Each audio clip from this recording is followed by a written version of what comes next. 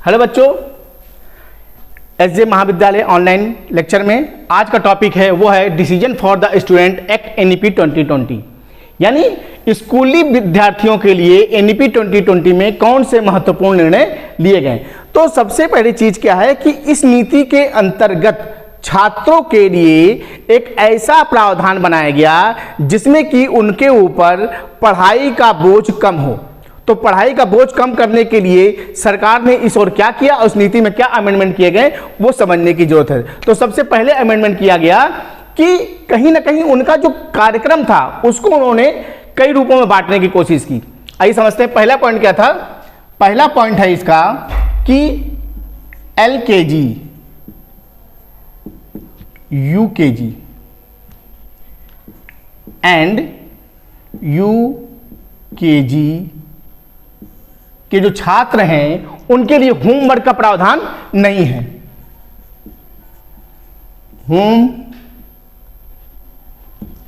Homework नहीं है। ठीक। दूसरा प्रावधान क्या था? दूसरा प्रावधान था कि कक्षा 1 और 2 कक्षा के छात्रों को होमवर्क नहीं। क्लियर है।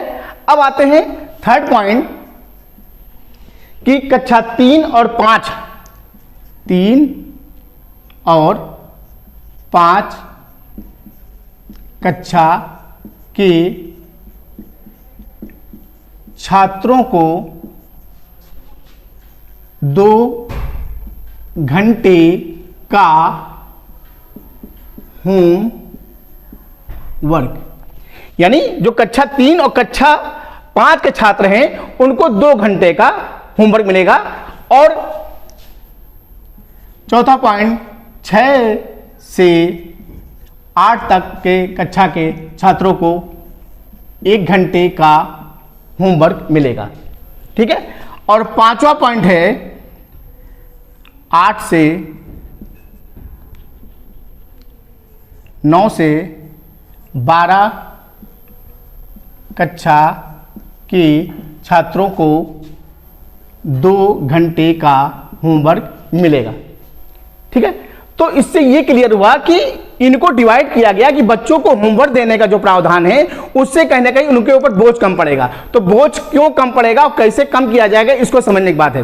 तो सबसे पहले क्या है कि बच्चों को जो होमवर्क या जो बैग है, बैग का जो प्रारूप है, छात्रों का बैग, तो बैग जो भारी हो जाता था उसको कम करने का प्रावधान। तो कम कैसे किया जाएगा? कम ऐसे किया जाएगा कि छात्र के वजन का 10%, यानी छात्र के वजन कितना प्रतिशत होगा? 10% होगा। और इसके लिए विद्यालय में डिजिटल वेटिंग मशीन लगाई जाएगी जो प्रॉपर इस बात का अध्ययन करेगी कि छात्रों के वजन से 10% ज्यादा वजन का बैग उनके पास ना हो। और साथ ही इस बात पर ध्यान दिया जाएगा। पहला पॉइंट ये। दूसरा ये है कि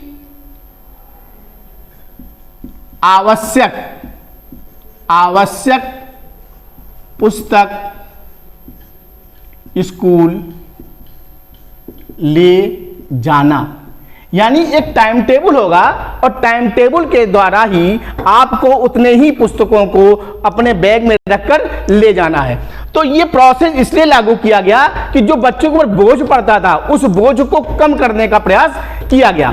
तो ये इस प्रयास को कहीं ना कहीं आवश्यक इसलिए समझा गया कि बच्चों के अंदर जो चीजें आ रही हैं, पढ़ने में जो झिझक आ रहा है वो झिझक उनके अंदर नहीं होना चाहिए, क्योंकि कहीं ना कहीं वो थक जाते। और साथ में छठा पॉइंट है बाथरूम व पीने का पानी की उत्तम व्यवस्था, यानी बाथरूम और पीने के पानी की उत्तम व्यवस्था होनी चाहिए। ठीक है। तो इस चीजों को प्रारूप तो बना दिया गया, ये लागू कैसे होगा? तो लागू करने के लिए समझिए कि क्या सरकार ने किया, ये तो नोट कर लिया होगा आप लोगों ने। लागू करने के लिए क्या है कि इसका जो मेन पॉइंट था, ए पॉइंट में आएंगे, रटने की आदत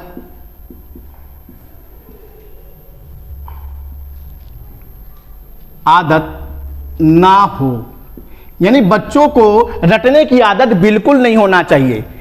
उनको हमें मनोरंजनात्मक और व्यवहारिक ज्ञान, कौन सा ज्ञान? व्यवहारिक ज्ञान, व्यवहारिक ज्ञान देना। यानी हमें बच्चों को रटने पर नहीं, उनको व्यवहारिक ज्ञान देना। खेल कूद के द्वारा, मनोरंजन के द्वारा हमें ये जो पॉइंट है इसको लेके आएंगे कि खेल कूद के द्वारा और व्यवहारिक ज्ञान के द्वारा उनको रटने की आदत नहीं डालना है, उनको मनोरंजन के द्वारा सिखाना है। और दूसरा पॉइंट है बी, कैसे के साथ क्यों और क्या का ज्ञान। यानी कैसे तो हमें पता है कैसे होगा, लेकिन क्यों हुआ, क्या हुआ, इसका भी ज्ञान हमें छात्रों को देना है। यानी हमें अनुभव के द्वारा छात्रों को शिक्षा देने की बात कहीं ना कहीं इस प्रावधान में हमको कही गई। अब आते हैं सी पॉइंट। सी पॉइंट क्या था कि छात्रों को इस तरह से तैयार करना कि उनके अंदर अनुभव हो। तो अनुभव कब होगा? जब हमको समग्र ज्ञान देंगे। कौन सा ज्ञान देंगे? समग्र रूप से प्रोजेक्ट प्रणाली,